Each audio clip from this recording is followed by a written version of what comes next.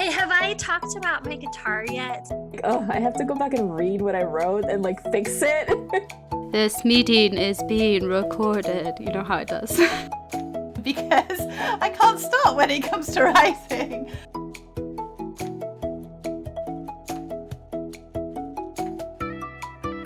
Hi there, welcome to the Reading Queens podcast and our unscripted, unfiltered, and ranty episode.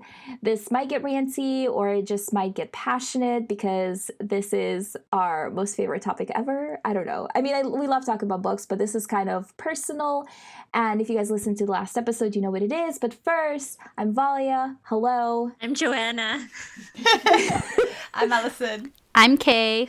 And I'm going off script, so they're like, what are you doing? But anyway, yes, today we're here and we're talking about writing. So I know we've done a frequently asked questions before, and we've done our introductions where we talked about writing, but this is more of a general discussion, and we're going to talk a lot because this is what we do. And yeah. And we're going to rant about how awesome we are. I guess that's not pretty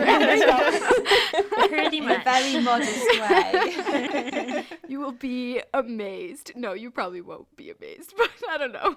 We'll see.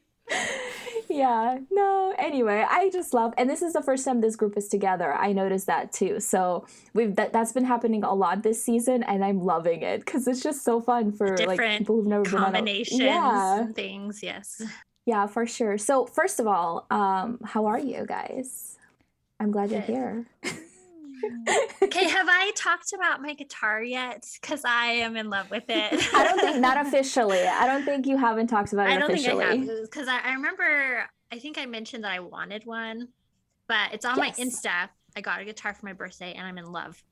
I love it so much, and I can already play 2 chords, so making progress. Nice. It's a really beautiful guitar. I love looking at it. Me too. I love looking at it. She showed us pictures. It's very nice. She'll post a picture on our Instagram too, so you guys can see I will. it. Yeah, because we're talking about writing. Writing is my job, and it used to be my hobby, and I needed something.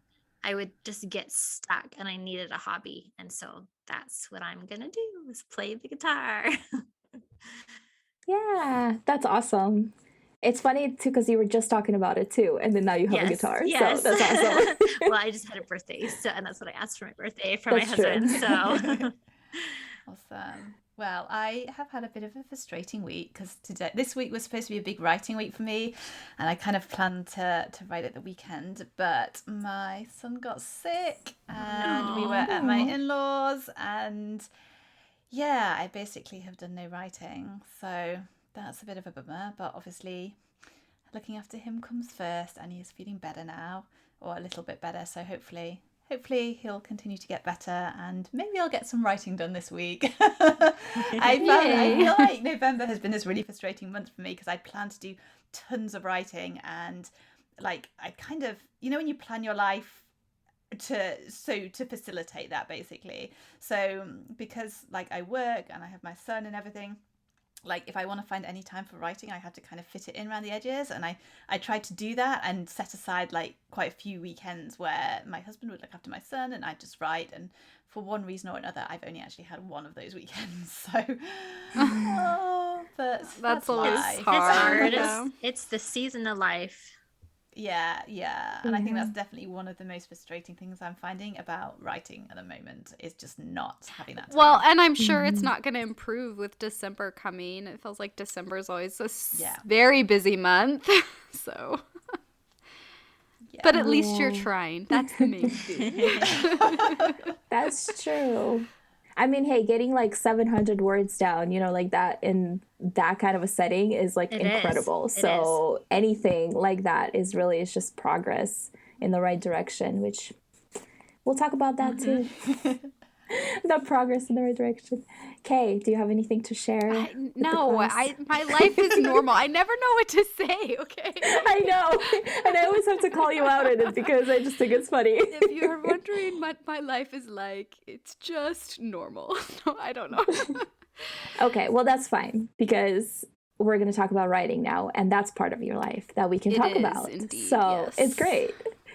Let's just get started with like the general question that everybody always asks, and it's how do you get started? Like, I don't know if it's a career, but just like in general, how do you start writing, right? So, and how long does it take you to write a book? Let's just start there. Okay, I have be prepared for my answer on this one, guys. It's a big one. Okay, so there's a quote, I think by Neil Gaiman. I'm not sure, and I'm not quoting it exactly, so sorry, I don't remember the quote. This is how I always say it in my head. Okay. The way that you do it is you just have to do it. And it's like so frustrating that it's that simple but that hard. Well, you know that's it. That is so easy but so hard. Exactly. Yep. And it's, I mean, I think it's also a matter of, you know, it's never a question of whether you can. Everybody can if they really want to.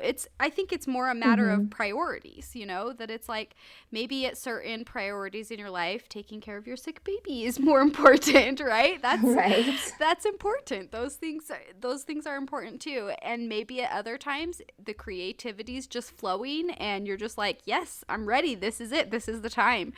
And I think it's important to not look at it as, can I write a book? But more, will I write a book? Or when will I write a book? When will this be the highest priority? You know, those kind of questions. Because you can. Everybody can write a book if they want to. But yeah, the way, how you do it, it's just a matter of just doing it, I guess. It's true. That is really funny because that's always anybody ever like asks me this question, I'm like, just do it. And they're just like, but I'm not like trained or I don't have the time. And I was like, well, that's your problem is you don't have the time. Like, that's literally the only thing. Like, if you really wanted to, you would sit down and figure it out. Like, that's how we all started. We sat down and we figured it out. Well, and they say they're not trained. None of us were trained in the beginning. We just sat down and did it. And our first, how many words were not good, but as we practice, still most of mine as we practice. Oh, don't say that. Don't say that. No, but I'm saying like, yeah, but let's also have like an editor and feedback from people because like, and that's true. Your first draft, no matter how talented you are, your first draft doesn't have to be clean. Your first draft can still be terrible even if you're a seasoned writer. That's a good point. That is a very good point. But what I mean is like your first draft of your first book is gonna need a lot. Probably a lot of work. My first book, I think I edited it like 12 times and it's still not published because it's still not good. Yeah. But I mean, like, even a book, like, there's this book that I love, right? I wrote it, has it been like 3 or 4 years now, I think? Yes. I wrote it and I love it. Thank you so much. She's like, okay. No, but I love it and I want to publish it and I want to like whatever. But every single time I open it to look at it, I'm like, this is utter crap. And this is after me being in like the writing world for like 7 or 8 years, you know? And I still now, so many years later, I'm like, no, like I can do better if I write it now. And so that's the whole thing. Like you always get better. Like even books I've published, you know, last year, I'm like, could have done better. Yeah, I have my first book. Well, I don't actually know if I do. I guess I have like an old Word document of it somewhere, and it's terrible because like I didn't plot or anything, and I didn't know what I was doing, and I just kind of rambled on and on and on for about 130,000 words, which will surprise none of you because I can't stop when it comes to writing. And I still really love the concept of that book, but I think if I was ever to go back to it, I would literally need to take, you know, that like 2-line concept and completely start again. You know, I think that is something really important to acknowledge, that at least most writers that I know, over 90%, I would say, their first book is not good. Okay, like we all know it, and most people don't publish the first book they've ever written. And I think that can be discouraging for some writers because they think like, it's so hard for me to write this book. How am I supposed to write the next book? You know? True. Right. And I don't know. I mean, yeah, I guess if you look at it like that, it can be discouraging. My first book that I wrote, it took me 6 years to write it. and it's also not published because it's still not that great, you know? But the thing is, at those times in my life, writing was not my highest priority. It was just something fun that I was doing that I really enjoyed. And I was still practicing my skill. I was still improving. And at the time in my life when I was ready to make it a career, it was different, you know? I was able to give more time to it. So, yeah, I think it's just a matter of priorities. And don't worry about your skill. It'll get there, you know? Right, yeah. And that answers the second part too, is like, how long does it take you to write a book? Like, that depends on every single book, I feel like. And the more you write, the more it varies, really. Well, and it also depends on, are you talking about the first draft? Because, you know, can you write a first draft in a month? Yeah, a lot of people do that for NaNoWriMo, right? For November, the month of November, a lot of people will write a whole book. But then how long does it take you to clean it up enough to get it published? Right. You know, that takes more time too, you know? Yeah, exactly. So let's talk about publishing for a second. Joanna, did you have something that you wanted to say? I was just going to say it depends on your process too. Because for me, I know for a lot of writers, that first draft, I think this is how it is for Alison. Your first draft is a lot easier than the editing part. I know Clary talked about this last week, but for me, it's the opposite. I love the drafting, but it's a lot harder for me. It's the going back and editing it and making it better that comes easier. And so the editing doesn't take me as long as the drafting does, but I know that's the opposite for other people. Right. Yeah. For me, it's all the opposite hard. For me. Every part. Wait, what did you say, Valia? I said it's the opposite for me. I'm like, I can bust a book out really fast, but then the editing, I'm like, oh, I have to go back and read what I wrote and like fix it. This is the worst. I'm always like, it'll get easier after this one part. And then I get past that and I'm like, no, this is the hardest thing I've ever done ever. It'll get easier once I get past this part. And then it's like, no. Yeah, I'm with you, Kay. I think I always find the bit I'm in really hard. Yeah. We're really encouraging here for the people who want to write. I think I do draft faster than I revise, but I don't know that I would say it's easier. No. So kind of linked to that then, which part of the process do you enjoy the most? Kay, because you like find all of you hard. Oh yeah, the part I love the most is when I get my book back from my last editor and I just have to read it, basically. The final yeah, actually it's funny because someone was asking me like, what do you like about writing or whatever, and I'm like, I like reading the book after it's done being written. You know? That's really funny because I don't. Like, I love my story, but I don't like reading it. I don't like reading myself like telling it. I don't know if that makes sense. Like once it's done, I'm like, I don't want to read this again. You're like, this is your problem now, reader. I'm done. I've done my part. Yeah, it's funny. Like no matter how much, like the Scarlet Rose, like I freaking love that book so hard, and still I had to like go back and look at some passages that I want to pull out, and I'm like, ugh, I don't want to read this. It doesn't matter how much I love it. It's so weird. Funny how people are different. That's hilarious. I will sometimes go back. I have to be careful if I do this because I'm a perfectionist. But I'll sometimes go back and read books that I wrote like 2 or 3 years ago, and that's like, it's just like fun to just be like, this is such a beautiful story. That's probably really conceited that I'm admitting this. You fall in love with the characters and the story. Like I get that. You should be proud of what you've written. Yeah, that's funny. I do not go back to and read more stuff. Although I do have to say that the other day, like, I mean, it was like a month ago probably now, but I had to go back and go over some information that I had in Skaska, the last book in the Skaska trilogy, for like the preparation for my next fairy tale retelling. And I read some passages in there and I was like, oh my gosh, I wrote this. Okay. Like I was like proud of myself, and I did not remember that I wrote any of that. I was like, this is a fever dream. That is such a good feeling though when you get that. I love that. Yeah. That's kind of what makes it worthwhile, right? Mm-hmm. Like the hard work. It really does.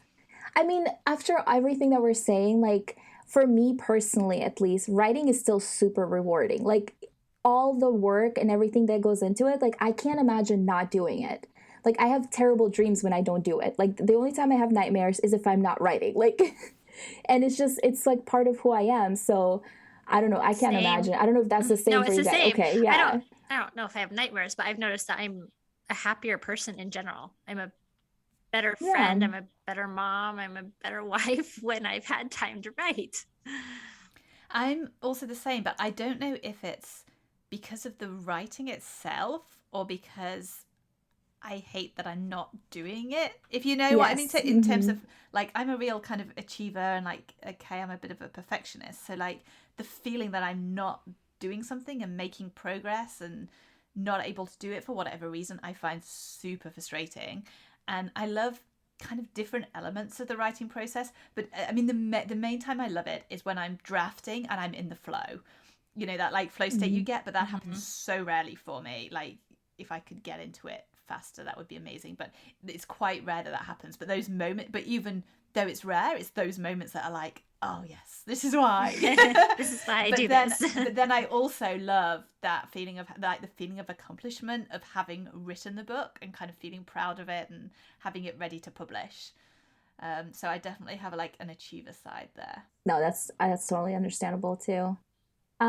Let's talk about publishing for just a second. We're not gonna like super dive into the whole topic, but like first of all, how do you know when your book is ready to be published, right? And then the second part to that is like traditional versus self-published. So we're not like gonna dive into which one is better or which one is whatever. Like 4 podcasts worth, exactly. or like a year's worth of podcasts worth. Yeah, we can do a whole series on just traditional versus self-published. But I just wanted like a general, like once you are ready to once you're ready to publish, like you know, the self-publishing process versus the traditional one, like which one, why was the one that you picked like works for you, I guess. We're just going to do that fast. I like to have control of my schedule and my cover and we're all control freaks and self-publishing people. This is what you need to remember. Yeah, like the control. Definitely.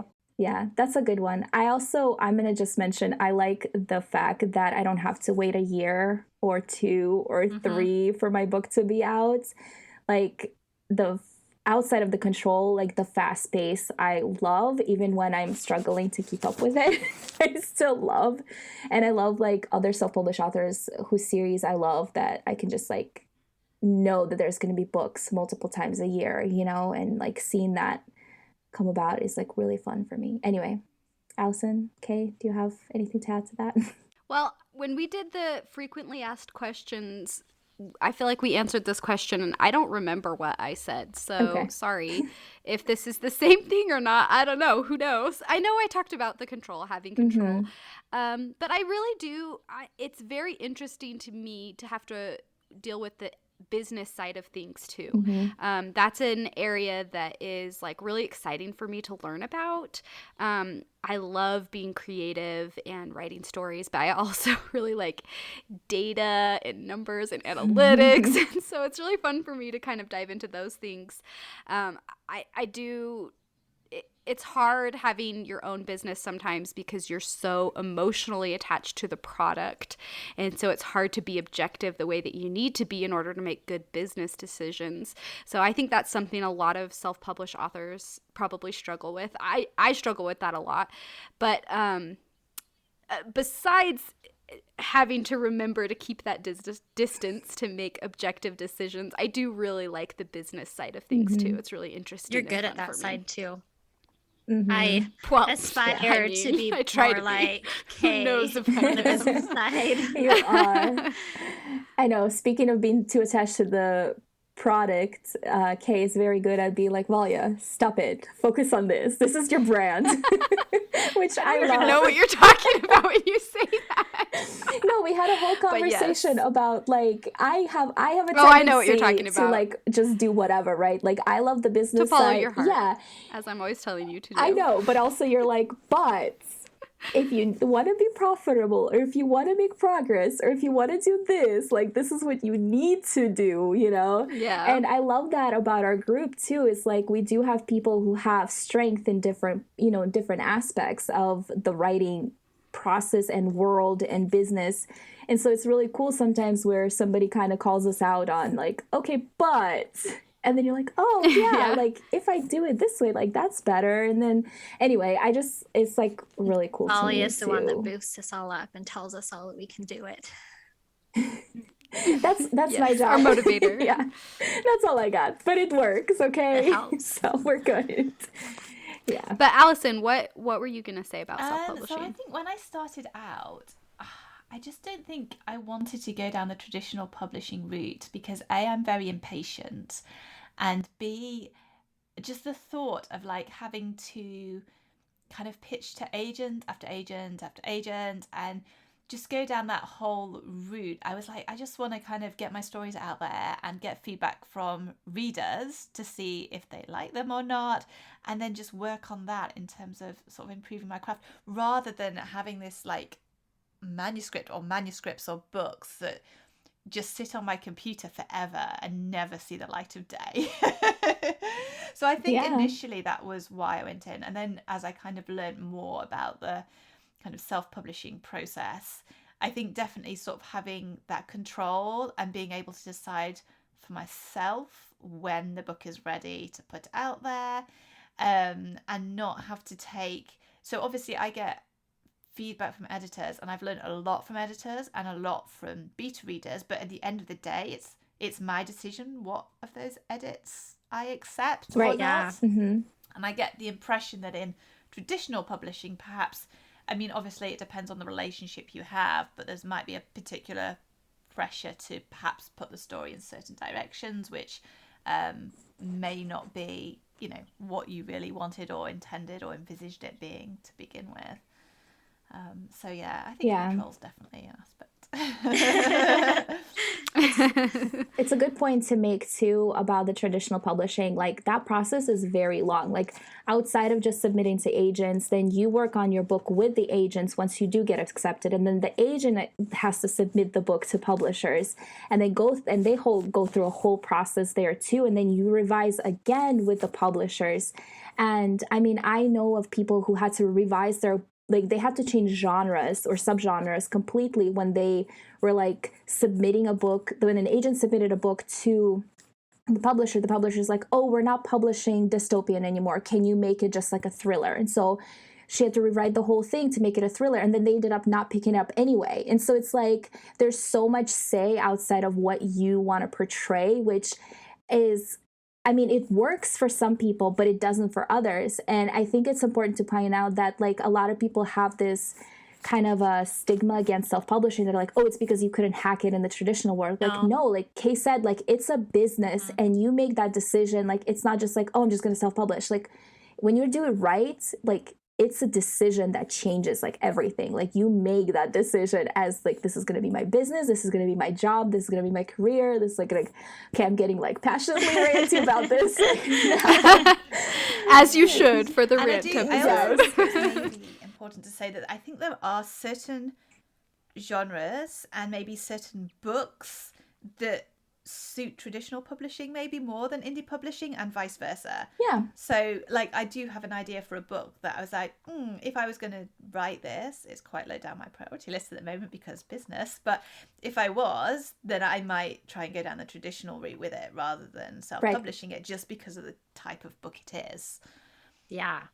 And that's like knowing the business side, right? So like, when you treat self-publishing as a business, then you understand that about it, and then you're not just going to throw whatever out there, you know. I mean, it works for some people. Some people just throw whatever out there and it works, but that doesn't happen very often. And I do think you learn so much about not just the business side, but actually, well, I guess the business side in terms of genre expectations and all that kind of thing, and writing a book that readers want to read by immersing yourself in the self-publishing community. Like, I feel like you can learn that a lot faster than you would if you're just willed away writing book after book after book and then sending it off. Yeah, that's definitely true.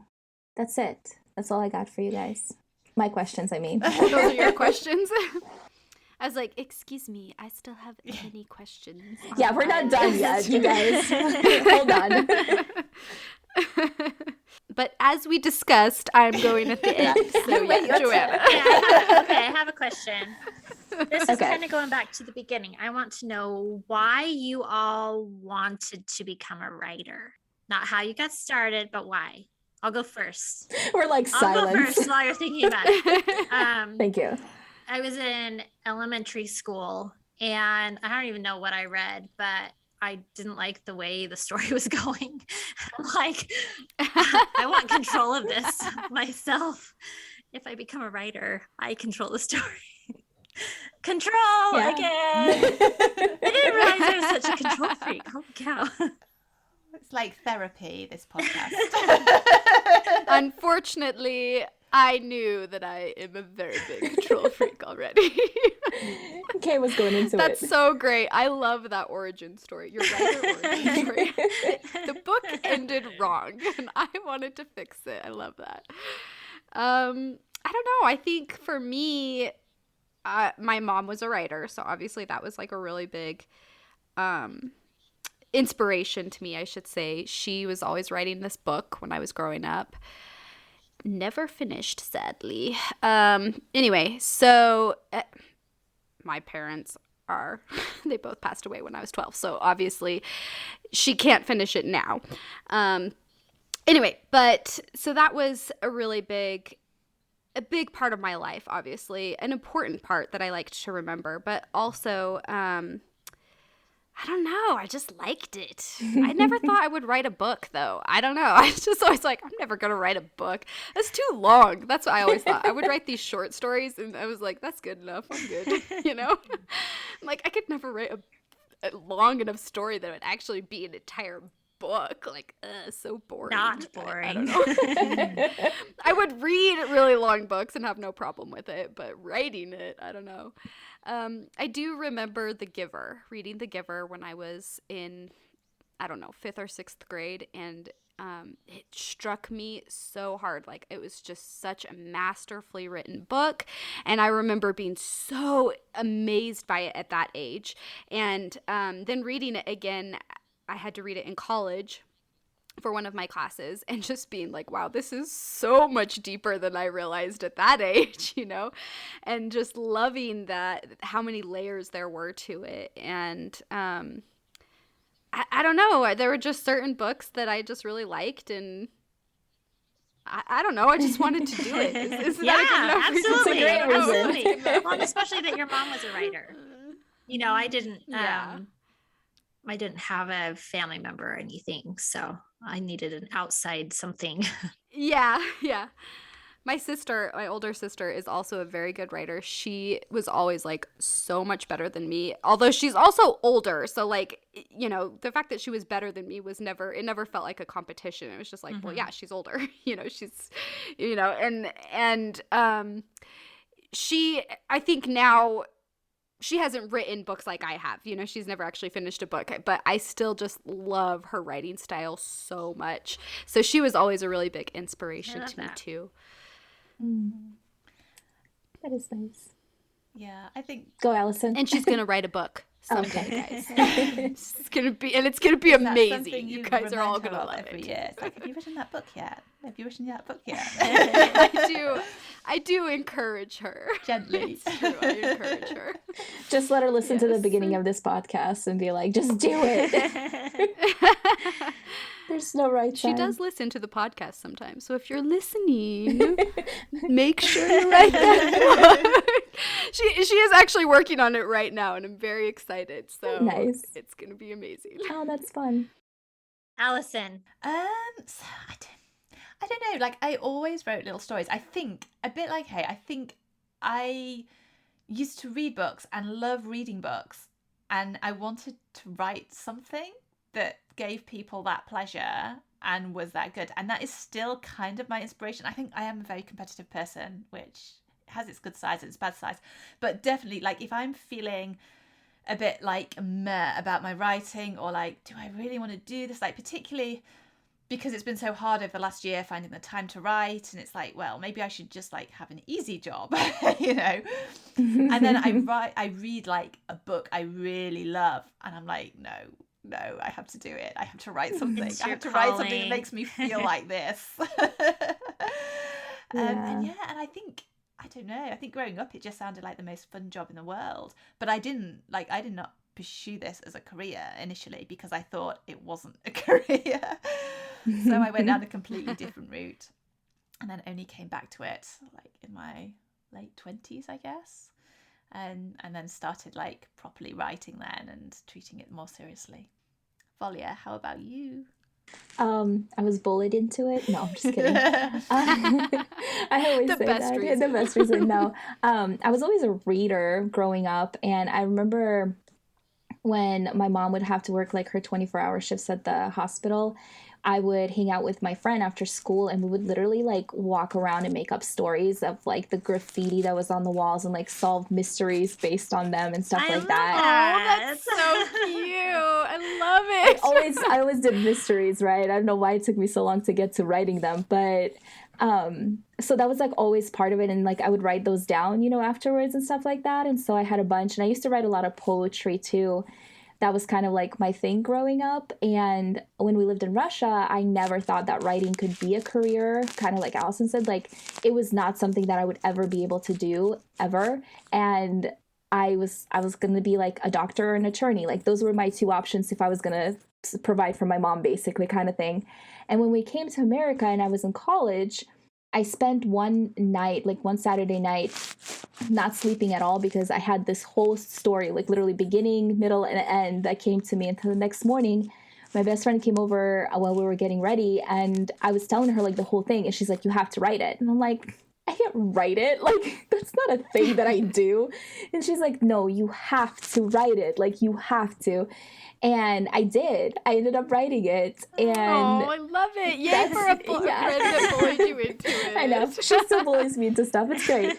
But yeah. And I mean, that book did get published. It did not get treated right. It was picked up by Vanity Press, and I knew nothing. And so I listened to some people but I love that book for what it was for me. It was a personal journey. It was very much not what I write anymore, but it was like the most self-discovery book ever. And like the fact that my friend was like, you have to do it. And I was like, okay, fine.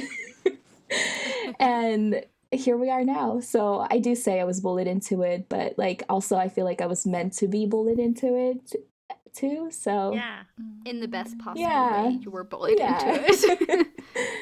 So thanks, Amanda. Stories are so good. They are. Okay. Okay. Can I go with the question? Alison. Okay. Yes. So, which of your books are you most proud of, and why? Oh, that's such a good Easy one for question. me. Okay, you can go first. Give everyone else time to think.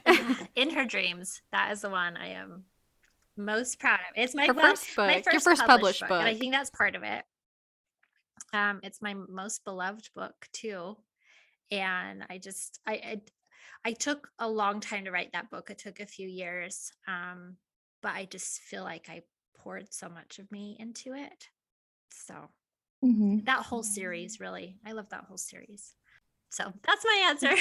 Okay. I know. Do you notice how the rest of us are quiet? It's because I don't know the answer. That's why I'm not.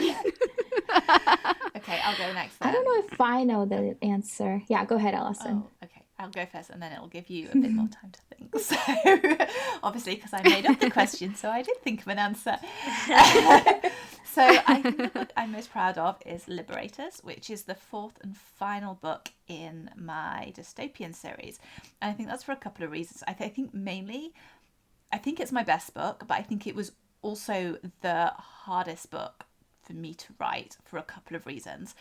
Firstly, so when I started writing this series, it was going to be a trilogy, but because I'm a bit of a pantser, I basically pantsed my way through the first 3 books and then was like, oh, I have all these story threads, and now I have to bring them together in a coherent, satisfying way.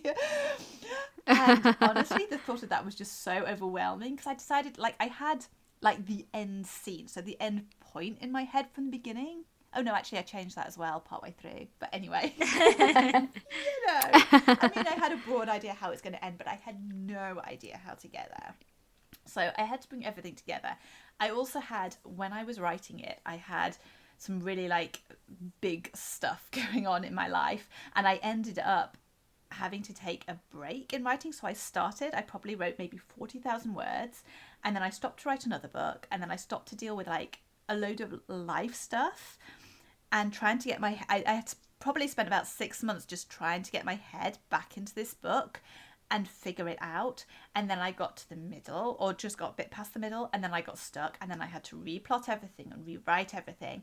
And it took me so long, and there were so many points along that where I was ready to give up and just call it a day and just think, I can't do this, or I don't want to do this.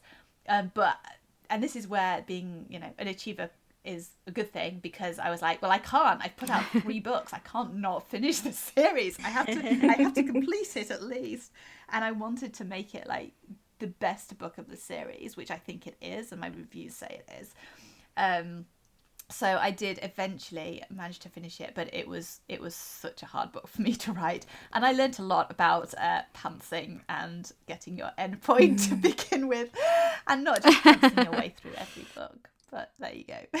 It's amazing that something that was so hard is what you're most proud of.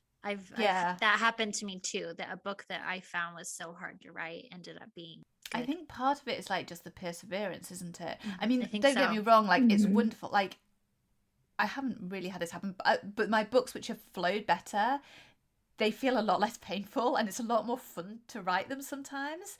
But I don't know, I feel like with that book, like I went into there was a lot of emotion in there, and a lot of kind of dark and deep emotions, and I kind of really sort of went into those a lot. And which I'm sure I feel translated on the page. Yeah, I think it did. And I just thought about everything more, and I'm terrible for missing deadlines, but I missed that deadline so many times, but it was worth it in the end, because the book turned out right. That's cool. That's such a difficult thing, but yeah, it obviously turned out. Yeah. That's awesome. Valia, what were you gonna say? So I think the easy answer would be the Scarlet Rose, because I just, I love that book so hard, and just like a lot of my heart is in it and everything. But if I was like picking the one that I'm most proud of and the one that I love, I think it would be the 3rd book in the Skaska trilogy, because it kind of was the same thing for me. Like that was the book that I worked through a lot of my own issues writing it. Like Callista is my least favorite character, like by people. She's my most favorite character because she's most like me, and it was kind of like therapeutic to write her, because all of those characteristics, like she got to work through all of those things, on page. And so it was like really just a rewarding experience for me. But people like call her an unlikable character when they read that series, which always cracks me up. And I'm like, all right, thanks. I know I'm not everybody's cup of tea. I'm good with that. But that book was it was so emotional for me. And like the couple in that series is so, I would say, like the biggest dream in my mind, because like it's the friends to lovers trope, and it's like that forbidden love as well. And it's just like magic, and also it was the first time I wrote, like that series was the first time I wrote anything Russian. And so there was just a lot in it, And so if I had to like pick a book, I would say the 3rd one, because that was the book that she came into herself, and she knew who she finally was, and she wasn't afraid to be, whatever that she needed to be. And whether it was going to be that harsh person or whatever, like she was just like, no, like I'm going to protect my people. I'm going to protect the people that I love, and protect my land, and like all this stuff. And so it was just like an amazing experience writing that book. And it was really hard because I had to deal with a lot of like emotional stuff on my end, So yeah, but the Scarlet Rose was the most fun. Nice. Yeah, I think there's a really big difference between the book that was the most fun to write and the one that you're proudest of, because I think the ones that you'd be proudest of are the ones that were not easy or fun to write. For sure. Okay, so my answer, I guess, will be Court of Bitter Thorn. So that's my COVID book, guys, written in 2020. You all know. Yes.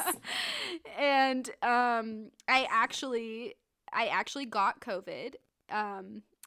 It was after I wrote the first draft, but it was well, I guess it was like, yeah, I had written the first draft, but I hadn't started revising yet. And I had brain fog really bad when I got COVID last year. And it was pretty rough getting that book into publishing shape. Oh, and you know, I was dealing with some other life things, obviously with COVID. I'm sure all of us experienced lots of crazy life things in 2020, you know, and just kind of things that I know so many people who have the same story, where it's just like things that had been okay, all of a sudden during COVID, it was like, this is not okay anymore. And it was just like forced you to have to deal with those kinds of things. And anyway, so it was a very difficult time. But you know what? I was very excited about it, about writing Faye and about having this thing. I had this plan. I was like, this is going to be it for me. This is going to be the best book ever. I was so excited about it. And so even though I got COVID, even though the situation, you know, life situations were really crazy at that time for everybody, right? And even though I had brain fog so bad, I was able to publish it. And I am really proud of that book. I think it turned out to be basically what I wanted it to be. And I think that was pretty, there was a time when I did not think it was going to be that. So anyway, Court of Bitter Thorn. Yay. Yay. I love it. Alison, did you have another question, or was that it? I did. We could do it quickly, maybe. I know we're pushed for time. So my other question was, what's your idea of a perfect writing retreat? And I'm going to go first to give you all time to think. Nice. You're like, I've already thought about this. Yeah. So mine is in a cottage, right by the beach, with a view of the sea, a nice warm cottage because I don't like being cold, lots of tea and snacks on hand, a nice log fire for the evening, and just being able to write and go for walks. So when I need to like think about things or solve problems and stuff, I go for walks or go biking or something, do some kind of exercise and fresh air, and that helps me work through. So yeah, basically just doing a mix of that without any of the normal life craziness that invades your brain and takes up all that thought space that you want to use for writing stories. So that's mine. Who's next? I'll go next. My perfect writing retreat would just be with the queens. Yay, queens. Oh yeah, I wouldn't necessarily That's be all alone. I want. I don't want to be alone. I want to like have people to talk to in the evening. I guess Yes. I guess it depends also on what my goal was, because if my goal was actually to write, I'm sorry, but I would need nobody there. Okay, but there's a lot more that you can get out of a writing retreat with people, you know, the networking, the things you can learn, the friendships, you know, I mean, whatever. So if I was going on a writing retreat, I would already assume that I'm not actually gonna get that much accomplished writing-wise, just because of the way my brain works. So at that point, all I care about is the people that I'm with. Yay! That's so interesting because I don't know. I find that I need people to keep me on track. Otherwise, I procrastinate. And I don't want to procrastinate, but my brain just goes off.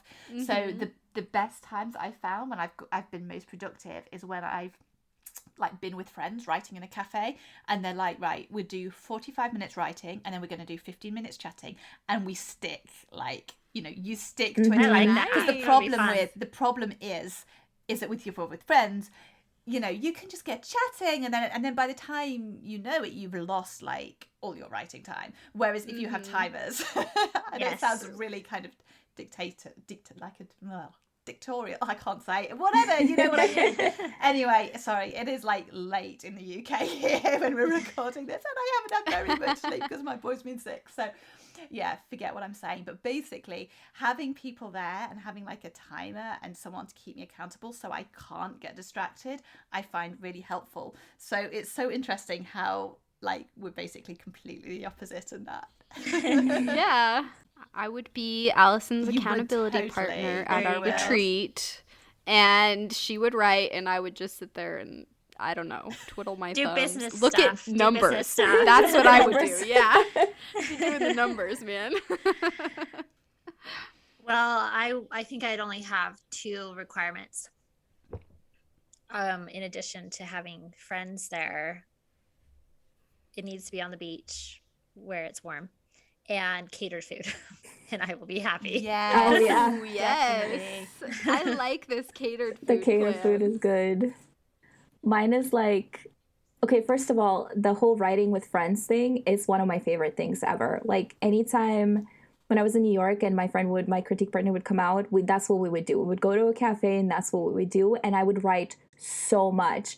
I would be like 3,000 words in 30 minutes. Wow. Like, because I get so competitive. Oh my 30 goodness. minutes? In 30 minutes. Wow. I know. I I write like 1,000 words an Yeah, hour. me too. I write so slow. I can't even like Yeah. comprehend how fast your fingers must go.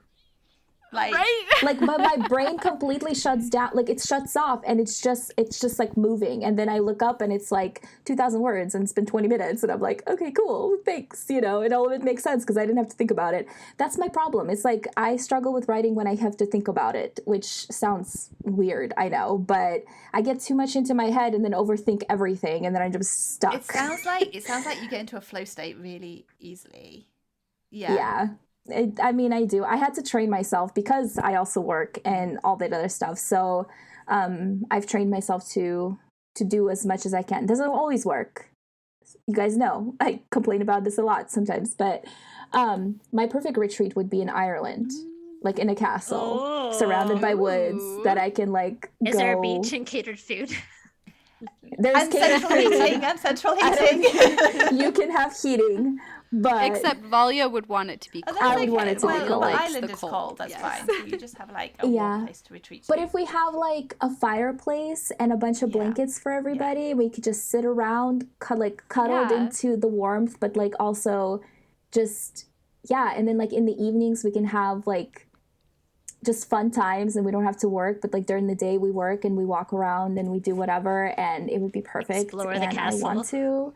Yes, please. Now let's go. We're ready. I'm pretty sure there are castles in Ireland that you can hire for these things. Just Yes, saying. there are. I've Just looked. saying. Okay. Like, we already know. Yeah. We already know. I have like a list of stuff. I'm like, okay, these places and these times would work. It's like every year I pick a time where I'm like, I can have a retreat in Ireland at this time at this castle. Like I could. Just hasn't happened yet, okay? It's fine. One of these days. Well, All right. I have some ending thoughts, guys. Get ready for a rant. All right. It's not really a rant. Some words of wisdom for beginning writers. Or you don't have to be a beginning writer either. Anyway, I just remember reading something. I wish I knew who wrote it. I don't know that, I think it may have just been a Facebook post, So it wasn't like necessarily some famous writer who wrote this thing. Maybe they're famous now. Who knows? I don't know. I'm sorry if this is recognizable to you and you know who wrote it. Let us know. But I don't know who wrote this. But it's basically was this thing that said in most creative people in their life as a creative person, I guess, for artists or writers or whatever, you reach this point where you're okay, I keep saying the word taste in my head, but it's not the word taste, like your taste in writing, but it's your ability to recognize like good writing as opposed to recognizing, bad writing or whatever. You get that skill to be able to recognize the quality. That's the word I'm looking for. Quality. Okay. Right. And you have that skill where you can recognize really good quality and appreciate it and love it. And you can also recognize quality that's not as good and be annoyed by it, whatever.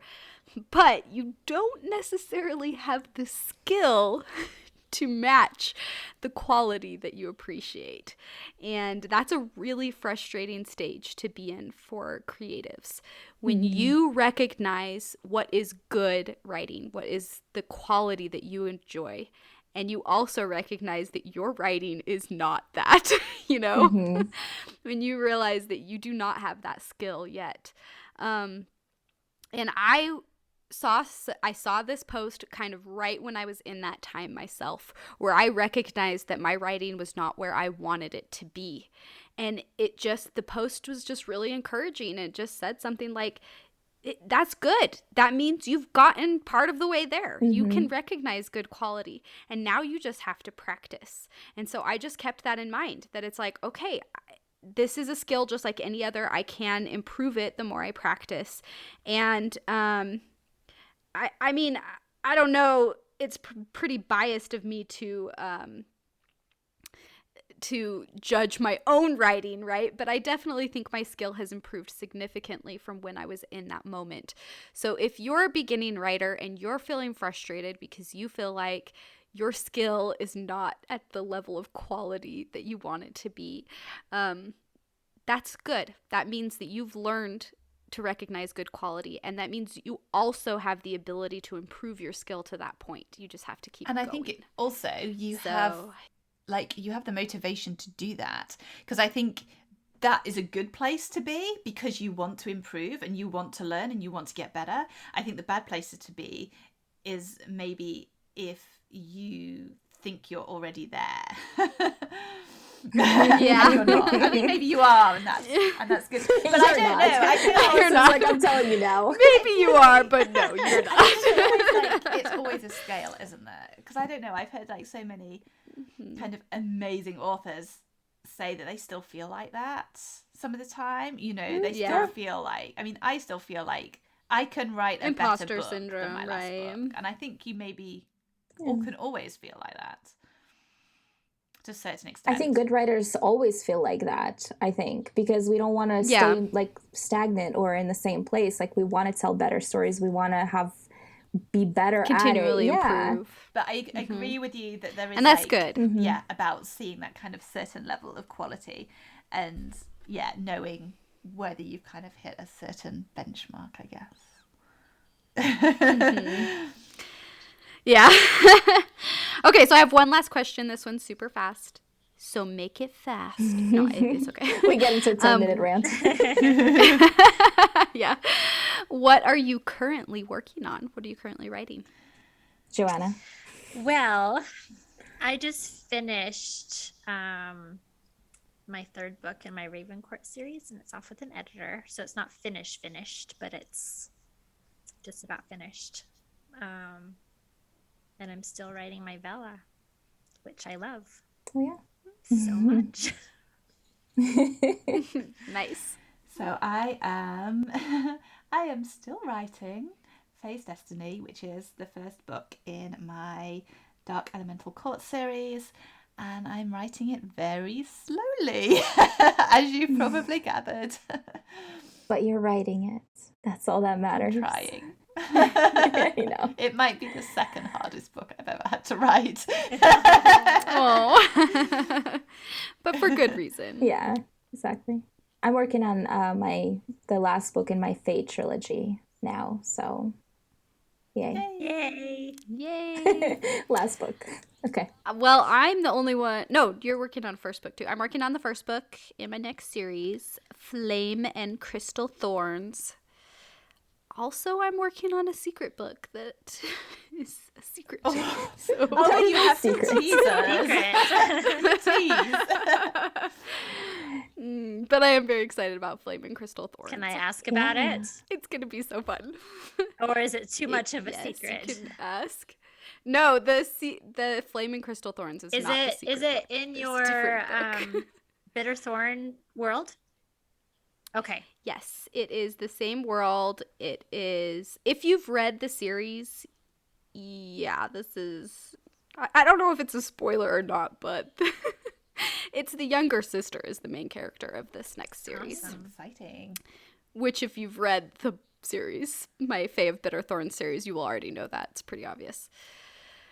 Yay! It's gonna be awesome. It is. I agree.